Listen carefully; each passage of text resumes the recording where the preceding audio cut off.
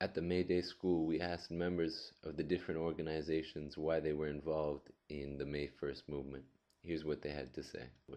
I think for our part, Migrante is a organization mostly organizing Filipinos here in Canada and around the world. But here in Canada, it's important for us to really connect with other migrant groups, and M1M is really a good venue to connect with these migrant groups, but also sharing a common political understanding of the system, of the situation. And I think for us, for Migrante, this is a venue for us to also get support for our struggle. For example, Alex was talking about the Live-in Caregiver Program. The Live-in Caregiver Program issues wouldn't be successful if it's waged by the Filipinos alone. I think any struggles that we have, any campaigns that we have will not be successful if we wage it in our own little pockets. But I think it's important for us to sort of bridge those little silos that we have and wage a common struggle.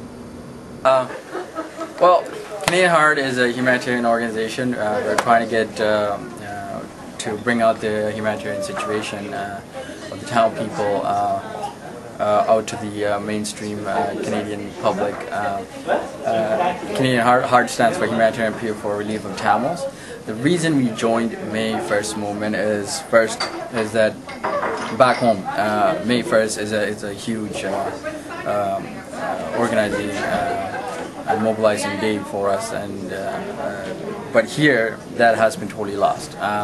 So we want to bring that back to our community, get them back, and realize that because the Tamil community has been so into organizing for the struggle, the Tamil liberation struggle, that they totally forgot that there's other issues that that needs to be worked, and there's other people who needs help, and that they need to bring that their strength to that ground, so that other people can get help as well.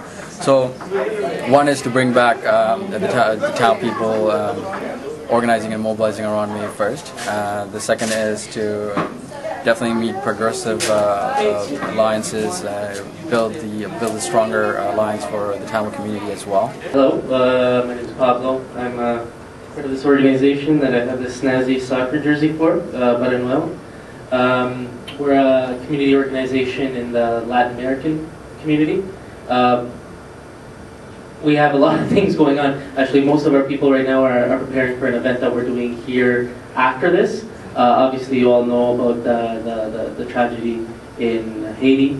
We're doing a fundraiser afterwards where we're going to be sending the money to our friends and comrades in Cuba who are to their medical brigades, who are assisting people on the ground, and we're in Haiti assisting people within 24 hours of the tragedy happening, performing surgeries, among other things. That's a sort of work that we do within our community. We see the necessity for combining community organizing, sort of that sort of social work, but also with political education. And the discussion of what's happening around the world, as well as what's happening with our communities over here. The reason why we're part of the May 1st movement, most of the countries in Latin America have May Day as a holiday. It wasn't something that was given to people, out of the charity or a benevolence of governments. We haven't really been afforded much benevolence by most of the governments in Latin America's history, with a few notable exceptions, of course. But it's something that has been won through struggle. And that day continues to be a focal point of the ongoing struggles in Latin America, as it is a focal point of ongoing struggles of most parts of the world. So at a time when over here, we no longer, the Latin American community, see ourselves as just a transient group, where we're nearing close to about 1 million Latin Americans all across Canada now, and the majority of which are the first or second generation people like myself who, wasn't born here, but I've made my life here and I'm probably going to stay here. We're workers over here, where we're trying to construct a better future over here. So this is where we've staked ourselves out. This is where we actually have to fight. And as we heard all three speakers, there's things that are going on, things that actually have to be fought against. What was being addressed by all the speakers. And we feel that May Day has to be an integral part of that. That bringing class consciousness has to be an essential element of our common organizing. Hi, I'm Leanne Wilkins. I am an organizer for United Food and Commercial Workers Union, Local 1000A, but I happen to actually be on a national program for the National United Food and Commercial Workers Union, and we definitely feel it's very important to belong to May 1st Movement community organization because, well, exactly what Alexis says, we're all about the workers. We represent 250,000 workers across Canada and 1.2 million workers across Canada and the United States. So we're a very large union. Workers' rights are definitely something that is deeply rooted in our organization.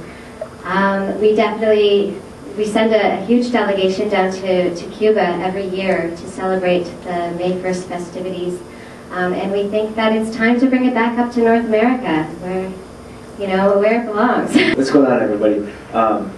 Most of you are probably already familiar with Basics Free Community Newsletter. We're also one of the constituent members of May 1st Movement Committee. But I just wanted to tell you a little bit about it if you're not familiar with it yet.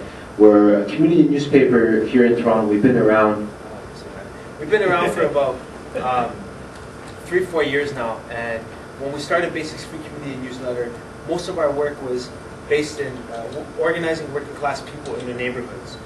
Initially it was around housing rights, then it was around issues of police brutality, police terror being inflicted on young working class people in neighborhoods. And since then our work has just grown. We're multi-sectoral now. We're based in different sectors and regions of the city, and we hope eventually to grow this Basics Free Community Newsletter into maybe even a country-wide newspaper for working class people.